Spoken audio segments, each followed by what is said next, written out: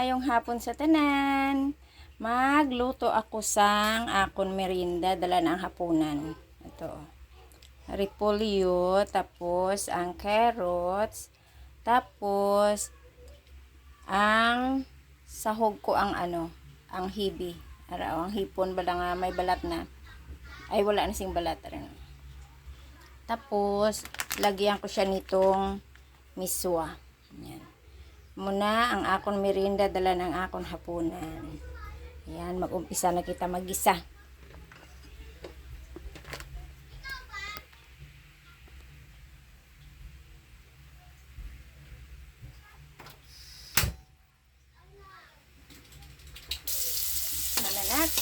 Umpisa na natin ang paggisa-gisa. Yan ang pinaka merienda sa kahapunan ko. Walang rice.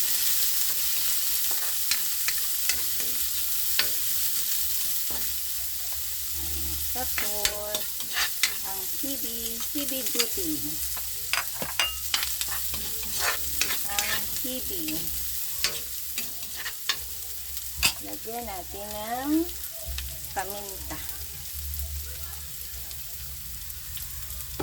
Ang paminta baw.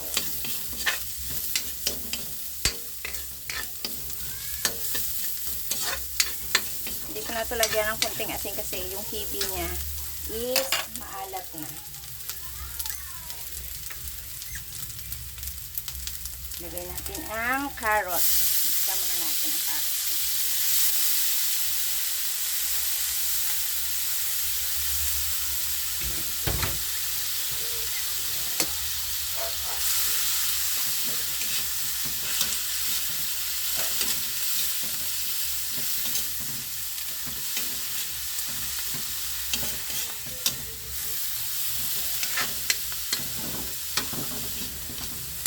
Masayaw naman sa aking kawali na to eh.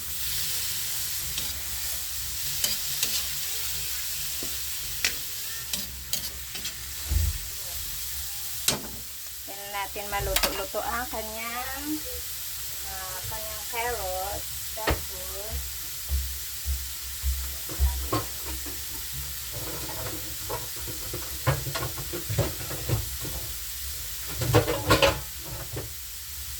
ingay. Takipan na natin sandali. Takip lang natin. Tingnan na natin. Pangit naman pag nalata. Yun.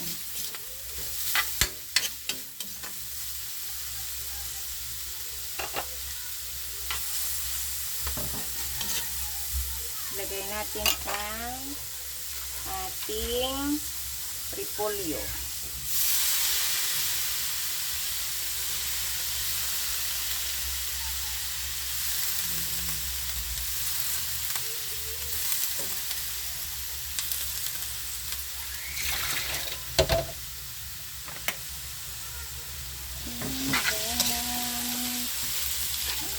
Luto.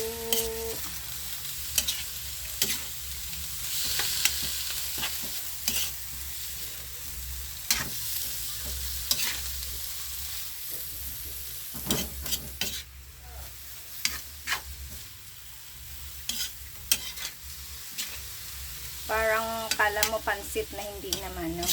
Kasi ang ilalagay ko ay yung miswa na udon miswa ilalagay ko.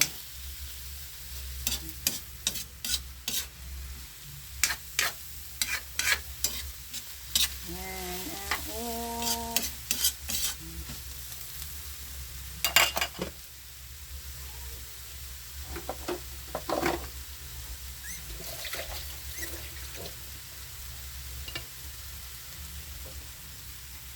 ang ahunin natin kasi ilalagay ko ang kanyang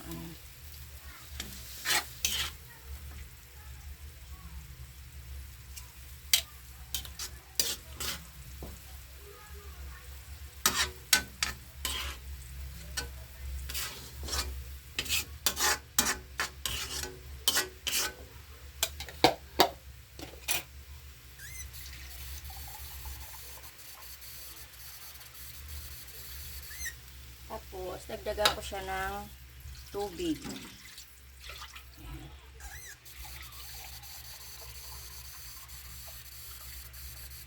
Anuhin ko kasi matubig itong udon noodles na to. Ayan. Takipan muna natin, antayin na lang natin ng kumulo. Lagyan natin ng kunting paminta.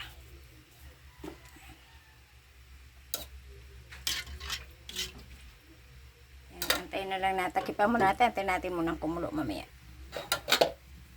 Okay, kumukulo na siya. Lagay na natin ang ating miswa. Udon. Lagay na natin ang ating udon. Matubig kasi ito eh.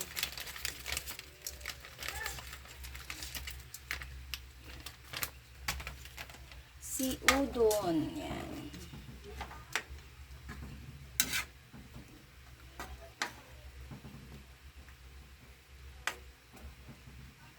Medyo kasi ito matagal-tagal siya maluto kumpara dun sa yung natural na miswa natin. Hayaan na natin muna siyang kumulo. Uy! Ayun, malambot na ang ating udon. Ilagay ko na ngayon ang kanyang gulay.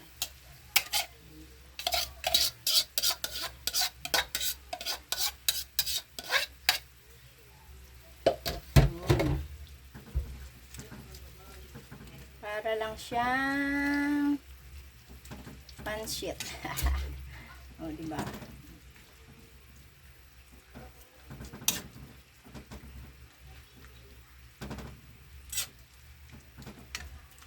Ganyan lang kasi mauubos din tong sabaw niya. Sisip-sipin din to ng ng udon noodles.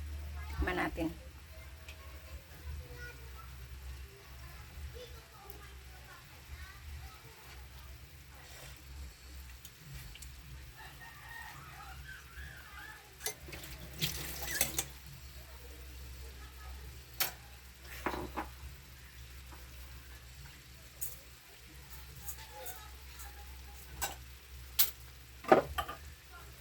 Lagyan ko ng konting asin lang.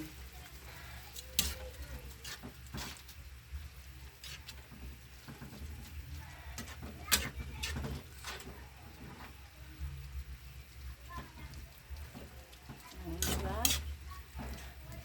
May lang siya. Parang akala mo pansit gisado. Mickey. Yan. Okay, pagkakulo niya patayin na natin kasi pangit pag nasobrahan ng lambot yung udon noodles. Okay. Okay, yan ang mga palalabs. Okay. Bye. Magmerienda na tayo kasamang hapunan. Tipid, diba? Okay, patayin na natin. Okay. Bye. Love you all. Good afternoon sa inyong lahat. Bye-bye.